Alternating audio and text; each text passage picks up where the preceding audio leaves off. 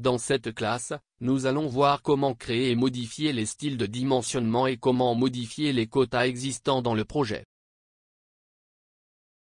Pour commencer, ouvrez le fichier fourni dans cette classe. Nous allons commencer par apprendre à modifier ou à créer un style de dimensionnement. Pour ce faire, nous cliquons sur cette flèche dans la barre de titre du panneau. Dans la boîte qui s'ouvre, nous cliquons sur ce bouton pour modifier le style sélectionné, ou celui-ci pour créer un nouveau style. Nous allons créer un nouveau style en cliquant sur Nouveau, basé sur le style ISO 25 et en définissant le nom comme dimensionnel.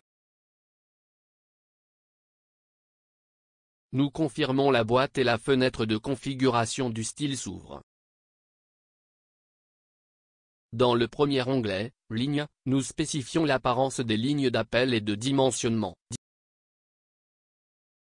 L'espacement de la ligne d'appel par rapport au modèle, et si la ligne d'appel sera supprimée d'un côté du quota. Nous pouvons également spécifier la distance que la ligne de dimensionnement aura du modèle. Dans Symboles et flèches, nous définissons le style et la taille des flèches, la taille et le style des repères centraux, la taille de l'intervalle de rupture de quota. L'affichage du symbole d'arc, l'affichage du dimensionnement de la foudre et la cotation linéaire avec déviation. Dans l'onglet Texte, nous définissons le style et la dimension du texte qui sera utilisé dans les quotas. L'alignement et la distance du texte par rapport à la ligne de dimensionnement et aux lignes d'appel. Dans l'onglet Filles, nous définissons comment les flèches et les textes seront affichés dans le quota, par exemple, s'ils seront affichés à l'intérieur ou à l'extérieur des lignes d'appel.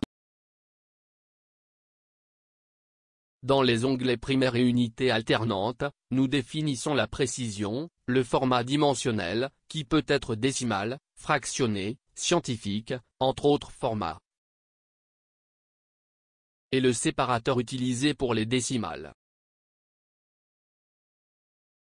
Dans ces onglets, nous définissons également comment le dimensionnement des angles sera affiché, que ce soit en degrés minutes et secondes, en décimales, en degrés ou en radians, et leur précision. Enfin, dans l'onglet Tolérance, nous définissons comment les tolérances dimensionnelles seront affichées à côté des quotas. Ici, nous pouvons choisir entre tolérance symétrique, déviation, où nous spécifions les écarts maximum et minimum que la mesure peut avoir. Limite, où nous spécifions les dimensions maximales et minimales que l'élément peut avoir, et la tolérance de base, où une boîte est affichée autour de la dimension. Ici, nous définissons également l'alignement de la dimension par rapport à la tolérance. Configurer tous les détails du style, nous confirmons la boîte.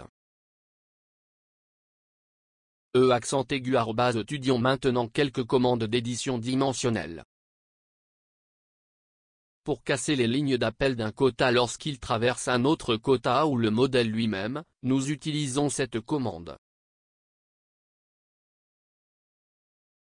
Avec elle active, nous sélectionnons le quota qui aura la pose insérée dans les lignes d'appel et confirmons la sélection avec une entrée.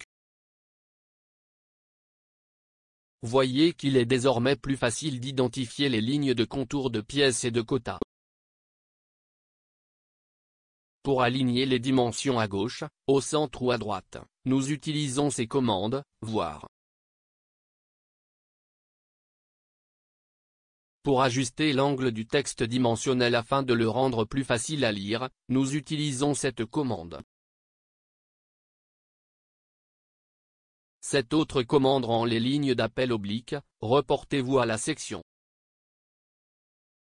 Pour créer des cotes continues ou à partir de la même ligne de base, nous utilisons ces commandes. Avant de les expliquer, nous traquons une figure à main libre qui présente 3 dessous, notez.